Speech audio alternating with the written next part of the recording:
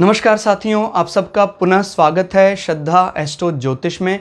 आज हम लोग कवर करने वाले हैं मेष लगन की कुंडली में यदि केतु षष्ठम भाव में बैठे हैं तो क्या फल है। हम ये भी कह सकते हैं मेष लगन की कुंडली में कन्या राशि का केतु किस प्रकार का फल देता है।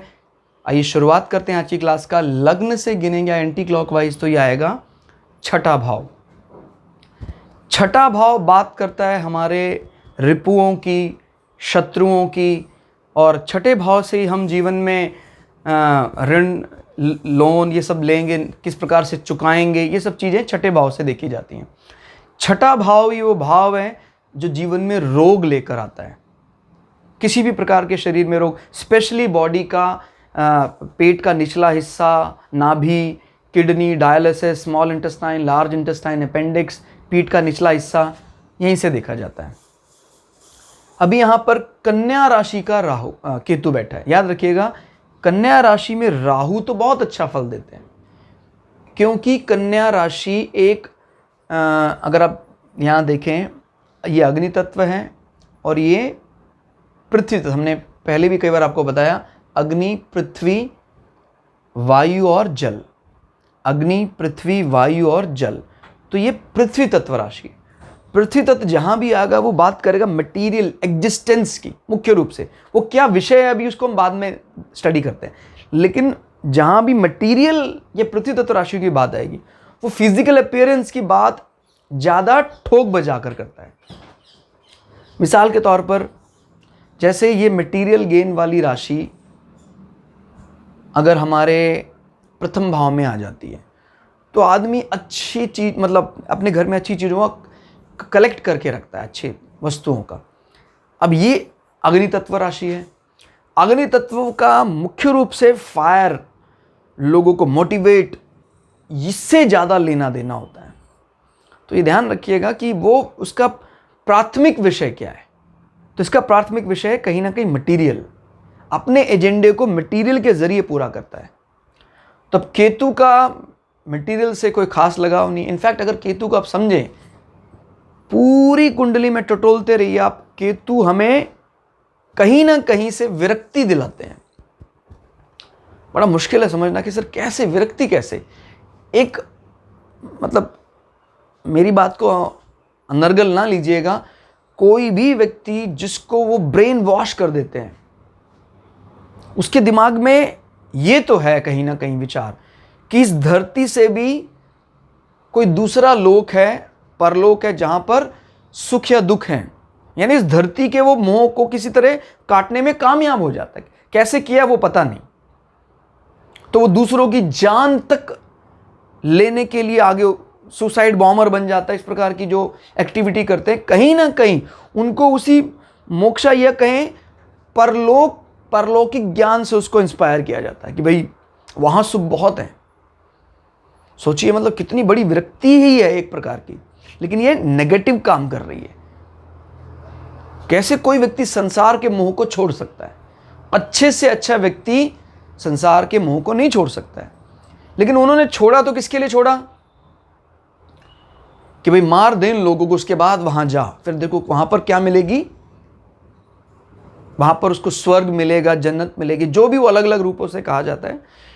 तो कितना, मतलब इस प्लैनेट को किस प्रकार से वो लोग दुरुपयोग कर रहे हैं, इस प्लैनेट की मनोवृत्ति का। आपके जीवन में याद रखिएगा, केतु का यही एक मुख्य जो विजन कह लीजिए, एजेंडा कह लीजिए, ये एजेंडा है। इसीलिए आदमी समझता है किसको अच्छा माने कि बुरा माने। क्लियर हो गया? ध्यान रखिएगा, केतु ही वो प्लैनेट है जो अगर सवर जाए, जैसे कहते भी हमारे जीवन का लक्ष्य क्या है, कहते हमारे जीवन का लक्ष्य धन प्राप्ति, कोई कहता हमारे जीवन का यश प्राप्ति, लेकिन हमारे जीवन का लक्ष्य तो एक ही है, मोक्ष की प्राप्ति। तो 12वें भाव में अगर केतु बैठ जाएं बृहस्पति के प्रभाव में, ओ जन्म जन्मांतर के चक्रों से मुक्त कर देता है, अंतिम इच्छा पूरी कर देता है। अंत तो यहीं से अब पता लगा, अंतिम इच्छा में बैठा है राहु, फिर कहता फिर रीबर्थ अगेन, और मरते समय भी बहुत ज़्यादा आकांक्षाएं, और ज़्यादा, और ये फर्क है राहु और केतु में। तो यहां पर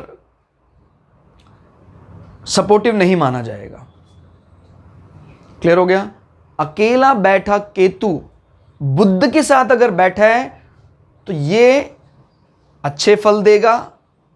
क्लियर हो गया? अकेला बैठा केतु है तो ये केतु आपके कहीं ना कहीं शरीर में बीमारी ऐसी देगा जिसका पता नहीं जल्दी लगता है। गुप्त कहीं ना कहीं ऐसा हल्का फुल्का शरीर में पेन रहेगा, फिर अचानक बढ़ जाएगी। जितने भी अनडायग्नोस डिजीज हैं उसका लॉर्ड केतु को कहा जाता है। कैसे इसका जांच पड़ताल कैसे करें? गुप्त रहने वाला। और ऋण, आदमी अपने लिए ऋण ले तो लेता है, उसको चुकाने के लिए बिल्कुल भी कैलकुलेटिव नहीं है, कोई कैलकुलेशन नहीं उसके पास, क्योंकि इस मामले में केतु एकदम जीरो है। जमा घटा गुणा भाग में वो ज्यादा अच्छा नहीं है। और छठा भाव हमारे शत्रुओं की बात करता है। देखिए, अगर बुध अच्छी स्थिति में है तो आदमी अपने काम को बहुत अच्छे से शुरुआत करता है, खत्म भी करता है। बुध अगर कमजोर स्थिति में है तो केतु का यहां पर प्लानिंग बिल्कुल भी काम नहीं आती है। कहते हैं क्या प्लान बनाते हो आप? यानी शत्रु उन पर हावी रहते हैं। भाई जैसे बुध नीच का होकर वहां बैठ जाए, और नीच भंग भी नहीं हो रहा, केतु यहां बैठा हुआ है, तो शत्रु उन पर हावी रहेंगे। बीमारियां गुप्त रूप से उन पर हावी, यानी गुप्त रूप से यानी ऐसी बीमारी जिसको साधारणतः लोग नहीं जानते हैं, ऐसी बीमारियां हावी हो जाती हैं। ऋण लिया, चुकाया नहीं, भूल गए, नोटिस पे नोटिस आए जा रहे हैं, फिर अचानक वो बहुत बड़ी बीमारी बन जाती है। चाहे वो बैंक की तरफ से आपकी प्रॉपर्टी सीज करने की बात आए, चाहे आपके शरीर को चीड़ फाड़ करने की बात आए, बहुत बड़े बन जाता है बीमारी, क्योंकि वो गुप्त, ज़्यादा बॉदर नहीं करता केतु। तो ये ध्यान रखना है कि केतु कब यहां नुकसान करवा सकते हैं। क्लियर हो गया? अब यहां दृष्टि की बात करते हैं। 1 2 3 4 5, पांचवी दृष्टि से केतु आपके कर्म क्षेत्र को देख रहे हैं। कर्म क्षेत्र में कोई प्लैनेट बहुत बली होकर बैठा है तो पूरी तरह से अपने, जैसे मंगल यहां बैठा है, पूरा दमदार होकर आदमी अपने कर्म क्षेत्र को मैनेज करता है। शनि की स्थिति भी आपने देखी तो शनि भी बहुत अच्छा है, कहना ही क्या। घर का मालिक आपके रिजल्ट को बताता है, वहां बैठे प्लैनेट उसकी इंस्टेंटेनियस इफेक्ट की बात करते हैं। कहते हैं ना, घर के ओवरऑल एवरेज वैल्यू किसके पास है? वो तो घर के मालिक के पास एट दैट इंस्टेंट, घर पे जो सिटिंग एलिमेंट्स हैं। अब केतु भी उसके इंस्टेंटेनियस व्यवहार को प्रभावित करता है, एट दैट इंस्टेंट उसको कहीं ना कहीं पॉजिटिव नेगेटिव करता है। अब है तो शनि की राशि, लेकिन ये मटेरियल गेन की बात करता है। इस मामले में केतु का एजेंडा एकदम, आपने भी अभी तक एनालाइज कर ही लिया होगा कि कैसा प्लैनेट है केतु। है वो डार्क साइड का, लेकिन डार्क साइड की मटेरियल गेन वाली प्रवृत्ति से बिल्कुल अलग। 1 5 9 मतलब क्या ये छुपा रुस्तम? आप तो बिल्कुल उन राशियों को सपोर्ट कर रहे हैं जो राशियां लाइट साइड की हैं, और डार्क साइड के एजेंडे से तो आप बिल्कुल मैच ही नहीं कर रहे हैं। ये कैसे है? लेकिन रहते आप लाइट साइड में ही हैं। तो यही इसका चार्म भी कह सकते हैं। केतु का यही चार्म है, रहेगा वहीं, डार्क साइड में ही रहेगा। ध्यान रखना, जैसे ही इन राशियों में डार्क साइड के प्लैनेट शनि आ जाता है, जैसे केतु समर्पित हो जाता है। सर आप बोलो क्या करना है, मैं अपने लिए आप सब कुछ दे सकता हूं, मैंने आपके लिए सब कुछ न्यौछावर कर सकता हूं। इस राशि में भी बेस्ट रिजल्ट देगा। कोई डार्क साइड का प्लैनेट इसके साथ है। तो स्पेशली शनि, मैं शुक्र इसलिए नहीं कह रहा हूं क्योंकि शुक्र आपके वैवाहिक सुख की शुभता को कहीं ना कहीं अगर केतु के प्रभाव में आएगा तो कम करेगा। वो इस चीज की वृत्ति लेगा तो फिर आदमी पति पत्नी के बीच में शांत मतलब क्या कह सकते हैं उसको, शांति से अलगाव, चुपचाप रहते हैं लेकिन अलग। तो अपना जीवन बिता, मैं अपना जीवन बिताऊंगा। क्योंकि केतु द्वंद्व या जंग या ढिशुम ढिशुम ओपनली इस प्रकार को कोई जंग लड़ने की बात नहीं करता है। तो स्टेटस में अगर अच्छे प्लैनेट बैठे हैं तो ये केतु एक विरक्ति लाता है। कोई बात नहीं, डोंट बॉदर यार, क्या करना है प्रमोशन लेकर, समय पर होता रहेगा। लेकिन घर के सारे मालिक इधर उधर कहीं खराब स्थिति में बैठे, फिर केतु की ये दृष्टि आपको मतलब सांसारिक शब्दों में कहें तो बिना किसी एजेंडे के काम करना, बिल्कुल बॉदर ना करना 10th हाउस के लिए, सामाजिक स्टेटस को दांव पर लगा देना, बिल्कुल विचार ना करना। भाई देखिए, अब कई लोग उसको दिखावा कह देते हैं, कई लोग उसको व्यावहारिकता कह देते हैं। वो ज़रूरी विषय है, संसार में जीना है तो। बट केतु कहता है ये व्यावहारिकता नहीं है, ये तो दिखावा है, मैं इस चीज़ से बचता हूँ। क्लियर हो गया? तो ये ध्यान रखना है। और केतु का स्वयं का जो रूप है वो तामसिक तो है, लेकिन ये कुछ ऐसा ही है कि जैसे भगवान शंकर भी तामसिक रूप धारण किए हुए हैं, खोपड़ियाँ गले में हैं, भयंकर नाग हैं, लेकिन वो मोक्ष देने में सक्षम महादेव। केतु का भी ऐसे ही है, रूप वैसा है, गिद्ध रहते हैं साथ में और जालीदार कपड़े पहनते हैं, लेकिन मोक्ष की तरफ झुकाव इनका। अंत तो गत्वा, जीवन खत्म होने के बाद, जैसे कहते हैं भाई गिद्ध की क्या इंपॉर्टेंस है, एक बहुत बड़ी, यह भी हम अगर पढ़ते हैं कि अंत तो गत्वा, जब आदमी का अंतिम जीवन होता है, अंत के समय वो जो उसके शरीर को खाकर हमारी धरती को साफ कर देता है, यानी अंत करने में उनका बहुत बड़ा योगदान है। तो उन्हीं को ये बहुत पसंद करते हैं, चाहे तरीका थोड़ा गलत लग सकता है। इसीलिए मैंने बोला ना, केतु दोनों ही साइड जा सकता है, आतंकवादी भी बना सकता है और मोक्ष कारक भी बना सकता है, बहुत बड़ा अच्छा पहुंचा हुआ संत भी बना सकता है। ठीक हो गया?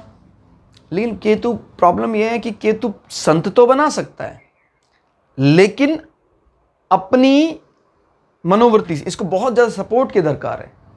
संत बनाया तो पग पग पर गुरु का एक एक उनको चाहिए भी, ऐसा अब करना चाहिए, ऐसा अब नहीं करना चाहिए, नहीं तो वो तय नहीं कर पाएगा, गलत दिशा में चला जाएगा। कई बार आपने देखा है कि बड़ा अच्छा जीवन, धार्मिक जीवन शुरू किया, गुरु का देहांत हो गया, शिष्य बिफर गए, क्या करना चाहिए भूल गए, क्योंकि उनका केतु को कंट्रोलिंग प्लैनेट नहीं थे उनके पास। ठीक हो गया? तो दशम भाव सामाजिक स्टेटस है, सामाजिक स्टेटस को एक प्रकार से कमजोर करता है, बिल्कुल ध्यान नहीं रखता है। लेकिन यहां पर मैं ये नहीं कह रहा हूं कि अपयश दिलाता है, नहीं, वो खुद ही बॉदर नहीं करता है। बॉदर नहीं करेगा तो घुटने भी कमजोर होंगे, लेकिन घुटने की बीमारी कुछ एक्सीडेंट या एग्रेशन की बात नहीं करता, ये ध्यान रखिए। ये गुप्त बीमारियों की बात करता है।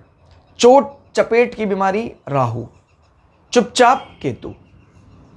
ठीक है? 5, 6, 7, 8, 9, नौवीं दृष्टि से आपके द्वितीय भाव को कहीं ना कहीं सांसारिक रूप से कमजोर कर रहा है, मटेरियल गेन की बात करता है। तो शुक्र अगर मजबूत अवस्था में, तो कुटुंबी साथ होंगे, लेकिन आप उनका बिल्कुल ध्यान नहीं रखेंगे, फिर भी कुटुंबी आपके साथ होंगे, कितनी बड़ी बात है। वाणी बहुत अच्छी नहीं होगी, आदमी थोड़ा जैसे अटक कर बोलना, तुतला कर बोलना, लेकिन अगर शुक्र अच्छी अवस्था में, वो वाणी भी आदमियों को, संसार को प्रिय होगी। और केतु की यहां दृष्टि, आदमी अपने मटेरियल गेल को लेकर ज्यादा कैलकुलेटिव नहीं होता है। कहता सर ये तो अच्छी बात कैसे है? अगर आप ध्यान नहीं रखेंगे बैंक बैलेंस का कैसे बढ़ेगा। लेकिन केतु का जो एजेंडा है सो है, कहता जो मानना है मान लो, मेरा तो वही रूप है कि मैं तो बात करता हूं संसार को छोड़ने की। तो आई थिंक आपके दिमाग में अब काफी ज्यादा रेस्पेक्ट पैदा हो रही होगी केतु के लिए। मैं अपनी भी बात बताऊं, जब तक मैंने डिटेल में स्टडी नहीं किया, मुझे लगा राहु और केतु लगभग एक से प्लैनेट है। और दुर्भाग्य से ज़्यादातर किसी कोई अपने मन से कोई लिखने वाले राइटर्स हैं, और यूट्यूब पर भी कई ऐसी वीडियो हैं जहां पर एग्जैक्टली सेम माना गया है केतु को राहु, फिर अर्थ गलत हो जाता है कुछ। लेकिन आपको ध्यान रखना है, केतु वो करवा सकता है जो कई मामले में बृहस्पति भी नहीं करवा सकता। सर इतनी बात, आप कितनी बड़ी बात कैसे कह रहे हैं? भाई बृहस्पति को तो ध्यान रखना ही पड़ता है सांसारिक विषयों का, ये उन सब चीजों से निर्लिप्त है, हेडलेस। कहता नहीं, ये नहीं है, ये अपने पास है, उसी से सोच रहे हैं। और जब हम वास्तव में हेडलेस हो जाते हैं तभी हम मोक्ष को प्राप्त करते हैं। वास्तव में हेडलेस का मतलब फिर कैलकुलेशन खत्म। कहता सर ये जगह अच्छी नहीं है, यहां नहीं सोना चाहिए। कहता भाई मैं अब परमहंस स्थिति में जा चुका हूं, और इस स्थिति में वही मनोवृत्ति है जो केतु के पास है। तो द्वितीय भाव के जो भी संबंधित विषय होंगे सांसारिक रूप से उनको कमजोर करता है। तो कुल मिला के केतु की स्थिति यहां अच्छी नहीं मानी जाती। लेकिन फिर मैं आपको बता रहा हूं, कुछ भी एग्रेशन केतु के कारण दर्ज नहीं करना है। केतु जिसके साथ बैठ गया आप उसके एग्रेशन को बढ़ा सकते हैं। शनि के साथ बैठ गया, शनि बहुत एग्रेसिव हो सकता है। केतु ने एग्रेशन पैदा किया ऐसा नहीं है। आज के लिए इतना ही, मिलते हैं अगली क्लास में। तब तक के लिए जय श्री भगु पराशरा, जय श्री शुक्राचार्य, नमस्कार।